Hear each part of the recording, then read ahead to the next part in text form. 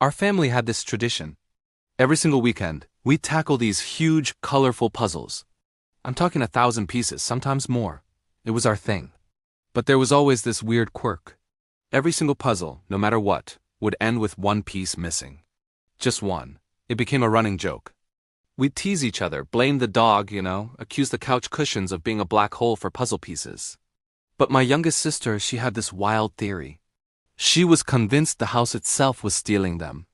She'd whisper about the puzzle ghost that lived in the floorboards. We'd laugh, but a small part of us always wondered. Years went by. We grew up, life got busy, and the puzzles became less frequent. Then, Mom passed away. The house, once so full of life and laughter and half-finished puzzles, felt empty and silent. We all came back to help clean it out, sorting through a lifetime of memories. It was tough, going through her things. Each object told a story. While I was clearing out her old writing desk, I found a drawer that was stuck. I jiggled it a few times and it finally gave way.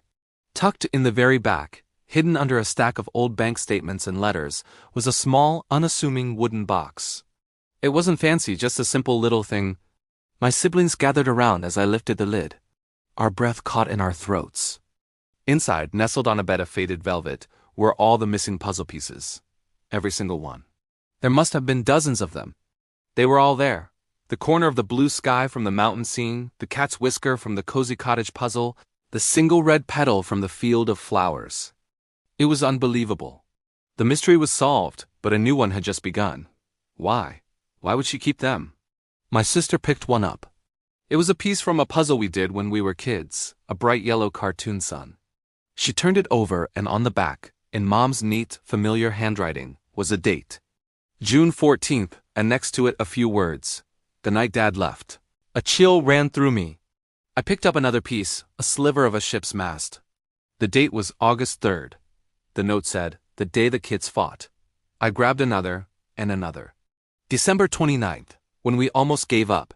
Each piece was a time stamp, a tiny monument to a difficult day in our family's history. My brother found a small folded note at the bottom of the box. His voice was shaky as he read it aloud. Because we weren't complete that day.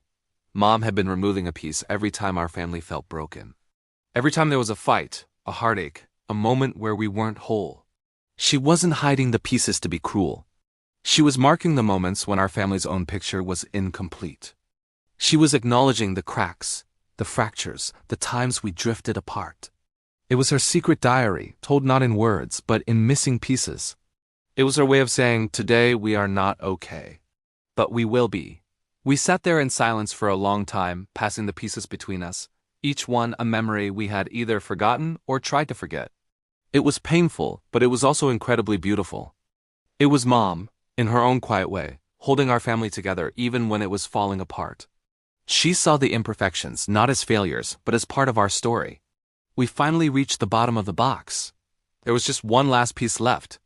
It was plain, mostly brown, part of a wooden floor from some puzzle we never finished. When my sister turned it over, we saw the date. It was today's date. The day we were all there sorting through her life, feeling so lost and disconnected. A missing piece for a family that had drifted apart until that very moment. A heavy silence hung in the air. This piece represented us right now, broken, incomplete without her. For a second, I thought my sister was going to put it in her pocket to continue the tradition. But she didn't. She looked at all of us, her eyes filled with tears but also with a new kind of determination. She held up the piece. Then she scooped all the other dated pieces out of the box and poured them onto the table in a colorful pile. She looked at us, a small smile breaking through her sadness. "Let's finish the puzzle," she said, her voice stronger than I'd heard it in weeks. For Mom, and so we did. We found the old box for that unfinished puzzle in the closet. We spread the pieces out on the dining room table, the same table where we'd spent so many weekends of our childhood. And together, piece by piece, we started putting our family back together. Thank you for listening. Don't forget to follow for more stories.